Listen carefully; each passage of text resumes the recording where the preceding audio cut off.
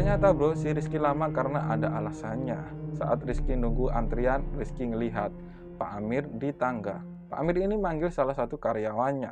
Datang tuh si karyawan yang dipanggil itu, seorang karyawan cowok ngadep Pak Amir. Mereka ngobrol sebentar di tangga. Gak lama si karyawan cowok itu keluar dari warung. Ngambil motor, di starter tuh motor, geng geng geng, dan pergi dari warung. Saat si karyawan nyebrang jalan raya, tiba-tiba dari... Assalamualaikum bro, semoga hal-hal baik selalu menyertai kalian semua. Welcome back to Ruang Horor. Di segmen kali ini bro, kita ada cerita dari salah satu teman kita yang bernama Romi. Jadi bro, di tahun 2002, Romi disuruh ngelola kos-kosan tuh milik bapaknya. Yang otomatis Romi harus tinggal tuh di kosan tersebut.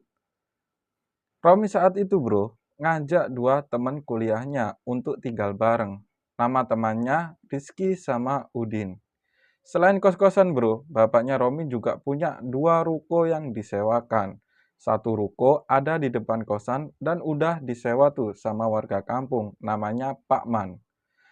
Dan satu ruko lagi bro ada di ujung kampung deket jalan raya. Masih kosong bro, belum ada yang nyewa. Ruko yang disewa Pak Man ini bro, dijadikan warung makan. Romi dan dua temannya bahkan sering banget tuh makan di situ. Sampai akrab lah bro, jadi bestie tuh sama Pak Man. 3 bulan setelah Romi ngelola kos-kosan, belum terjadi apa-apa. Pas nginjak bulan keempat, mulai tuh terjadi sesuatu. Penasaran dengan ceritanya? Tonton terus. Di bulan keempat, ruko yang di ujung kampung tuh yang masih kosong disewa oleh orang yang bernama Pak Amir. Dan sama Pak Amir bro, dijadikan warung makan juga. Jadi, dua ruko milik bapaknya Romi jadi warung makan semua. Setelah warungnya Pak Amir buka bro, entah mengapa warung-warung makan di kampung itu pada sepi. Dan sebaliknya, warung makan si Pak Amir ini makin rame. Singkat cerita nih bro, 3 bulan setelah Pak Amir buka warung, mulai nih ada selentingan kabar keanehan yang menimpa beberapa warung makan di kampungnya Romi. Ada salah satu pemilik warung makan, namanya Bu Afi. Jadi bro, setelah sholat subuh, Bu Afi ngelihat di teras warungnya ada kayak semacam genangan. Pas dideketin tuh, itu genangan bro, baunya anyir banget. Pas disenterin, ternyata genangan itu darah. Gak hanya itu bro, pas Bu Afi ngecek masakan yang mau dijual tuh, banyak yang basi dan udah berlendir. Padahal masakan itu baru aja mateng. Keesokan harinya, keadaan di warungnya Bu Afi udah mulai normal. Gak ada genangan darah, masakan gak ada yang basi, tapi bro, gak ada yang beli. Bahkan mampir ke warungnya aja gak ada bro. Ternyata kejadian itu gak hanya nimpa warungnya Bu Afi. Ternyata banyak pemilik warung yang ngalamin hal serupa. Sampai-sampai ada yang gak kuat dan akhirnya kolaps bro, tutup.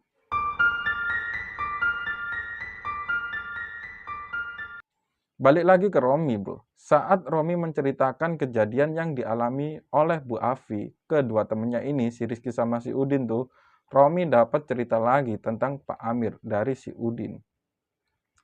Jadi bro, Udin pernah ngelihat Pak Amir ada di sebuah makam tua yang udah nggak kepake bro. Makam itu ada di ujung kampung. Jadi saat itu posisinya tengah malam bro. Udin sama tetangga kos yang namanya Mas Jos mau balik ke kosan. Pas mau sampai makam bro, Udin dan Mas Jos berhenti dulu tuh buat beli tahu tek. Pas sedang nungguin pesanan tuh, nggak sengaja Udin ngelihat ada seseorang yang masuk ke makam. Udin ngasih tahu tuh ke si penjual tahu tek. Karena penasaran siapa yang malam-malam masuk ke makam, Udin, Mas Jos sama si penjual tahu tek tersebut ngikutin si orang misterius tersebut.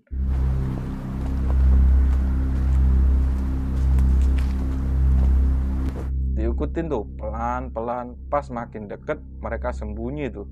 Pas si orang itu nyalain entah obor atau petromak, mereka ngelihat tuh kalau si orang tersebut ternyata adalah si Pak Amir. Pak Amir jalan tuh dan berhenti di sebuah pohon asem besar. Dan yang bikin mereka kaget, Pak Amir ini ngelakuin kayak gerakan kayak nyembah pohon. Karena banyak nyamuk, mereka keluar tuh dari makam. Setelah bayar tahu tek tuh, Udin dan Mas Jos pulang. Di tengah jalan mereka ketemu tuh sama si Pak Amir yang lagi duduk di depan sebuah warung.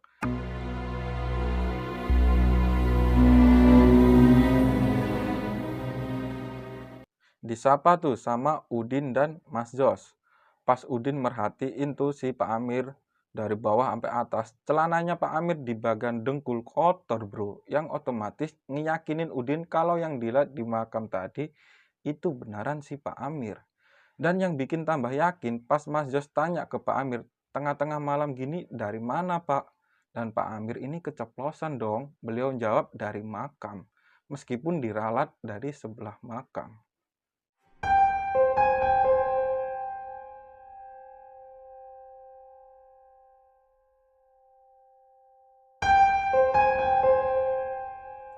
Singkat cerita bro, hampir 2 tahun semenjak warung si Pak Amir ini buka, makin lama warung-warung yang ada di kampungnya Romi ini pada bertumbangan. Tinggal 2 tuh yang berdiri, yaitu warungnya Pak Man yang ada di depan kosannya si Romi dan warung makannya si Pak Amir. Itu pun warung makannya si Pak Man bro udah ngap-ngapan, kadang buka, kadang tutup. Suatu malam jam 9 malam bro, Romi, Udin, dan Rizky baru nyampe di kosan tuh karena habis acara kampus. Mereka udah kelaparan banget tuh bro. Dan ternyata warung Pak Man udah tutup. Dan di kampung itu bro, yang buka cuman warungnya Pak Amir. Udah tuh bro, karena udah lapar kan ya, mau nggak mau belilah di warungnya Pak Amir. Saat itu Rizky yang berangkat ke warungnya Pak Amir buat beli 3 nasi bungkus. Sedangkan Romi dan Udin nungguin tuh di kamar kosan. Lama banget tuh Romi dan Udin nungguin si Rizky. Mana udah lapar banget, ditelepon gak diangkat. Sampai setengah jam tuh mereka nungguin, bahkan sampai si Udin tuh udah molor. Setelah cukup lama nungguin, akhirnya yang ditunggu-tunggu dateng tuh. Si Rizky bawa 3 nasi bungkus. Boh, di situ Romi ngomel-ngomel. Kamu ini mau. Wah, pokoknya ngomel-ngomel tuh. Sampai si Udin yang molor tadi tuh bangun. Ternyata bro, si Rizky lama karena ada alasannya. Saat Rizky nunggu antrian, Rizky ngelihat Pak Amir di tangga. Pak Amir ini manggil salah satu karyawannya. Datang tuh si karyawan yang dipanggil itu, seorang karyawan cowok ngadep Pak Amir. Mereka ngobrol sebentar di tangga. Gak lama si karyawan cowok itu keluar dari warung, ngambil motor, di starter tuh motor, geng, dan pergi dari warung. Saat si karyawan nyebrang jalan raya, tiba-tiba dari arah samping ada truk kenceng dan terjadilah.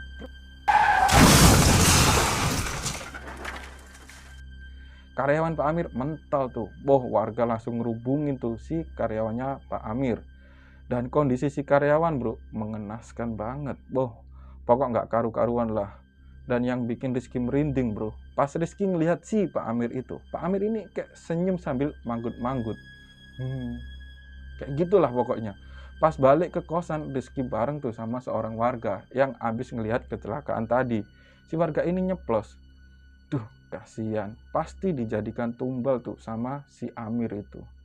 Romi dan Udin yang ngedenger ceritanya si Rizky cuman melongo. Sampai-sampai mereka lupa makan nasi bungkus tadi. Selesai Rizky ini cerita, mereka buka tuh nasi bungkus. Pas itu bungkusan dibuka, mereka semua langsung muntah-muntah bro. Karena itu nasi warnanya udah merah darah dan baunya anyir banget bro. Boh, seketika seluruh isi ruangan baunya semua amis anyir.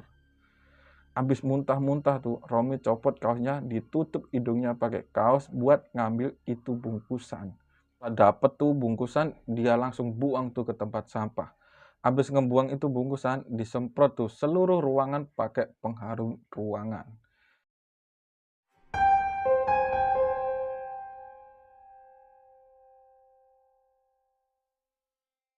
Singkat cerita, seminggu kemudian, Romi ini sedang di rumah lagi ngobrol sama bapaknya. tiba-tiba datang tuh Pak Amir sama istrinya.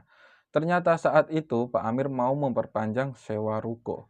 Bapaknya Romi dengan halus menolak. Di situ bapaknya Romi menceritakan kelakuan si Pak Amir. Dari sujud ke pohon di makam tua, bahkan sampai Pak Amir ini nuangin darah ke warung-warung makan yang ada di kampung. Salah satu warungnya Pak Man. Romi saat itu ngelihat Pak Amir ini kayak nahan emosi saat dengerin bapaknya ini lagi ngomong. Kayak Pak Amir ini kayak gimana ya, kayak siap-siap mau nerekam bapaknya Romi. Matanya udah merah bro. Selesai bapaknya Romi ngomong, Pak Amir dan istrinya ini langsung cabut tanpa pamit. Saat Pak Amir ini mau naik motornya, Romi ngelihat Pak Amir ini kayak senyum ke arah Romi dan bapaknya. Entah maksudnya apa bro.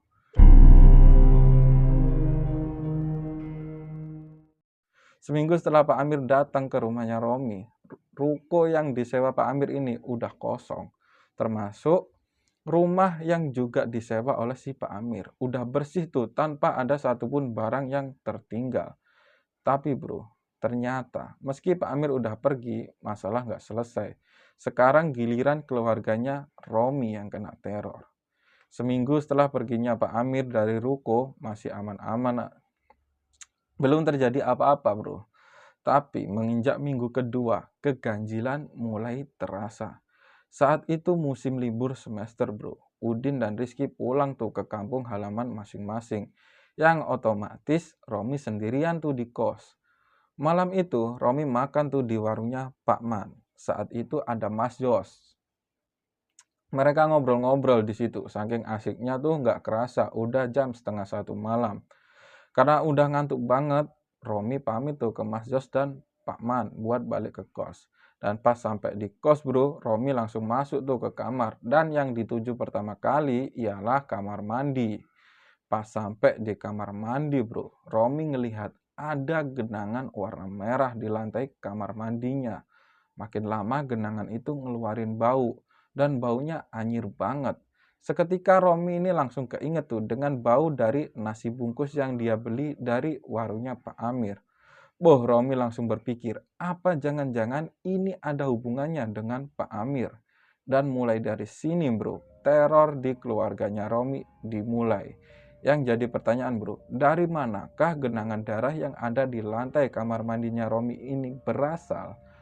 Ada orang iseng yang naruh itu darah atau dari Pak Amir? Kalau dari Pak Amir bro, bagaimana caranya?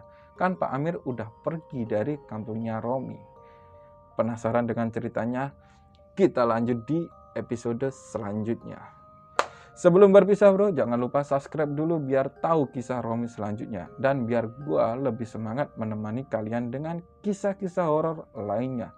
Gua pamit undur diri dan sampai jumpa di episode selanjutnya. Dah.